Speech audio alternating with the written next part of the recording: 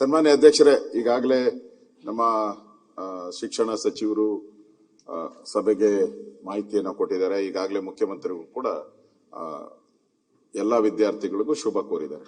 ನಾನು ಕೂಡ, ಯಾಕಂದ್ರೆ ನಾನು ಕೂಡ ಅಲ್ಲಿಂದಾನೇ ಬಂದಿರೋದು ಮುಂದಕ್ಕೆ ಆಚೆ. ಮುಖ್ಯಮಂತ್ರಿಗಳೇನೋ 5ನೇ ಕ್ಲಾಸಿಗೆ ಡೈರೆಕ್ಟ್ ಆಗಿ ಹೊರಟವ್ರು, ನಾವೆಲ್ಲ 1ನೇ ಕ್ಲಾಸಿಂದಾನೇ ಬಂದಿದ್ದೀರಿ ನಾವೆಲ್ಲ. ಇದೇನೋ ಒಂದು ಘಟ್ಟ ಇದು. ಈ ಎಲ್ಲಾ ವಿದ್ಯಾರ್ಥಿಗಳ ಜೀವನದಲ್ಲಿ SLC ಅನ್ನೋದು ಒಂದು ಲ್ಯಾಂಡ್ ಮಾರ್ಕ್. ಬೇರೆ ಎಲ್ಲ ಆಮೇಲೆ PUC ಇರ್ಬೋದು, ಗ್ರಾಜುಯೇಷನ್ ಆಮೇಲೆ ಅದು. ಆದ್ರೆ ಅದೊಂದು ಘಟ್ಟ, ಅದರಲ್ಲಿ ಬಹಳ ಅಂದ್ರೆ ಟೆನ್ಷನ್.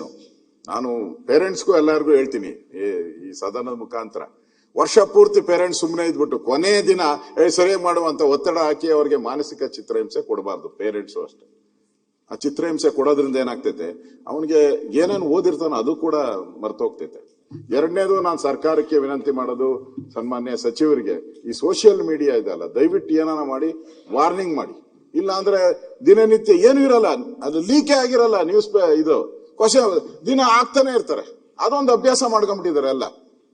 ಅದನ್ನ ಓದೋದು ಬಿಟ್ಬಿಟ್ಟು ಇದನ್ನ ಓದಕ್ ಶುರು ಮಾಡ್ತಾರೆ ಆನ್ಲೈನ್ ಇದೆಲ್ಲ. ದಯವಿಟ್ಟು ತಾವು ಇವತ್ತು ಪ್ರೆಸ್ ಮೀಟ್ ಮಾಡಿ ವಾರ್ನಿಂಗ್ ಮಾಡಿ, ವಿಲ್ ಪುಟ್ ದ ಜೈಲ್ ಅಂತ ಹೇಳಿ ಅವರಿಗೆ.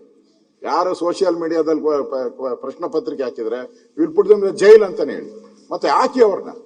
ಅವಾಗ ಇವರಿಗೆ ಒಂದು ಧೈರ್ಯ ಬರುತ್ತೆ, ನಮ್ಮ ವಿದ್ಯಾರ್ಥಿಗಳಿಗೆ. ಅವರು ಕೂಡ ಪಾಸ್ ಆಗ್ಲಿ. ಅದೊಂದು ಘಟ್ಟ ನಮಗೂ ಕೂಡ SLC ಅನ್ನೋದು ಒಂದು ಅಚೀವ್ ಮಾಡುವಂತದಕ್ಕೆ ಈಗಾಗಲೇ ಮುಖ್ಯಮಂತ್ರಿಗಳು ಹೇಳಿದ್ದಾರೆ. ನಾನು ಕೂಡ ಎಲ್ಲ ವಿದ್ಯಾರ್ಥಿನಿಯರಿಗೆ ಶುಭ ಹಾರೈಕೆ ಮಾಡ್ತೀನಿ. ನೀವೆಲ್ಲ ನಮ್ಮ ಕನ್ನಡದವರು, ಕನ್ನಡದ ಹಿರಿಮೆಯನ್ನ ಗರಿಮೆಯನ್ನ ಇಡೀ ದೇಶಕ್ಕೆ ಬರಬೇಕಾಗಿದೆ.